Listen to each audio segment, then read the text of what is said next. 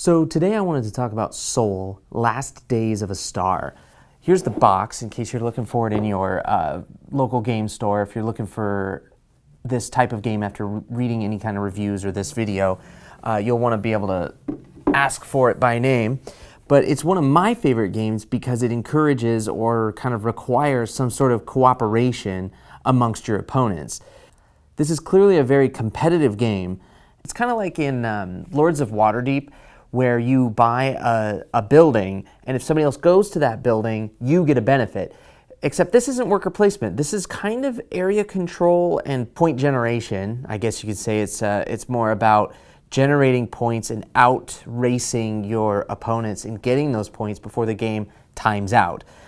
In the game, you're going to be drawing through cards, and when you draw cards that look like this card, which is a sun flare, it ticks down this little timer that's off to the side here.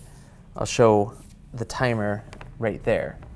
The little center spiral, there's this little token, this little fire token that spins down from 0 to 13. There's only 13 of those sun flares in the deck, and when we use them all up, the game is over and points are tallied. Well, points will be tallied throughout the game, but points are, the winner is determined.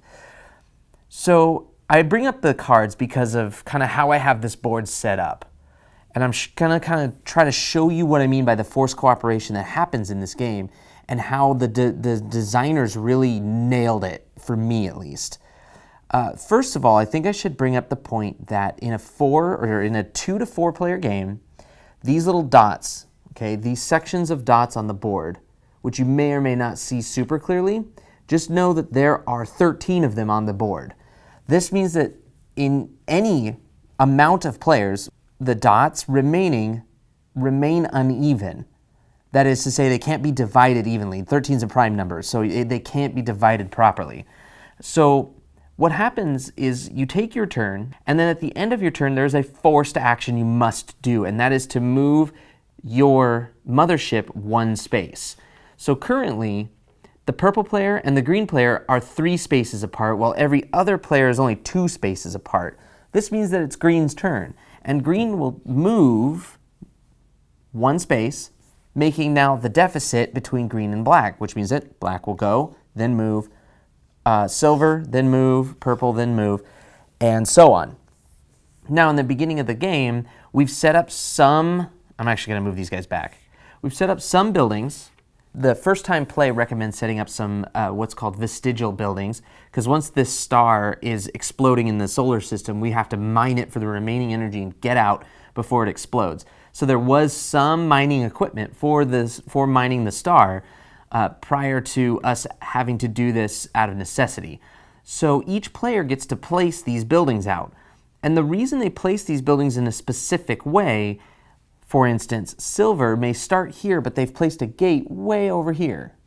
They place that gate there knowing that black may use it, but also preparing themselves to use it, because one of the actions is to launch your ships. And you launch your ships, your little sun divers. Let's get a better color. Let's get the purple one so you can kind of see what I'm doing here. These little tiny arrowhead-shaped dudes are called sun divers. You launch them from your mothership. So in this case, I could launch a couple into the fore end of my mothership. The mothership is in between 4 different tiles, so I can spread them out pretty far like this, or I can bunch them up, or I can even put them all in one. There's really no limit to the number of sun divers that can go in there. But as the game progresses and players take their turn, we will see this rotation happen. It'll look like this at some point. 2, 2, 2, and 3. So now we're here, and the purple player is very much behind all of their buildings and is coming up to silver's buildings. Silver is now next to their building, so they did something a little bit more forward thinking.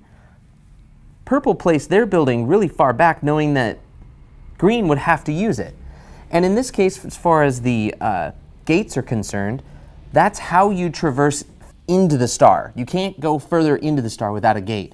And when a sun diver goes through an enemy gate, that enemy just gets one of these little energy cubes, which is necessary for pretty much most of the game, and it is very necessary for how you're going to get a lot of your points. So I thought that this orbiting system was truly amazing, to be perfectly frank.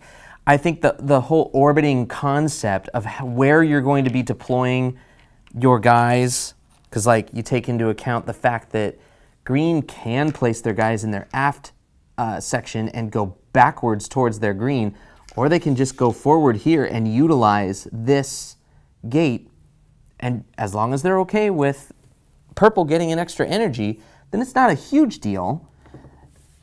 The other part of this is I've put some extra buildings out on the rim. When those red Sunflare cards get drawn, you get to utilize something that's on the very, very outside for free. Most of the time you have to have a Sundiver there to actually activate the building, but you don't have to when you do the Sunflare. So having this tower out here, which this is the only way you can have this tower out here, you'd have to play the game to understand the limitations of placing buildings, but having that tower right out there at the very beginning means that the player can activate it up to 13 times before the end of the game for essentially free. This also encourages green to eventually use that building, and black, and maybe silver. I'm sure the game won't be over before we make an entire revolution. So having a good building out there really can make a big difference in how your opponents utilize your buildings, giving you some sort of benefit. Now with the other buildings, you get different benefits, usually related to what they can do.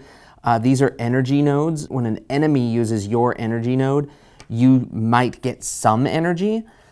Being on the outward rim, actually, you don't get a lot of benefits from your opponents using the outward rim. In fact, you may not get any benefits. So there's some incentive to put it on the next ring in, but that doesn't happen when these get drawn. So there's so many choices in this game and so many possible intersections that this game can take, but that revolution mechanic I found has been the greatest recent game mechanic that I've stumbled upon, and I think it's gonna end up being one of my absolute favorites for a while.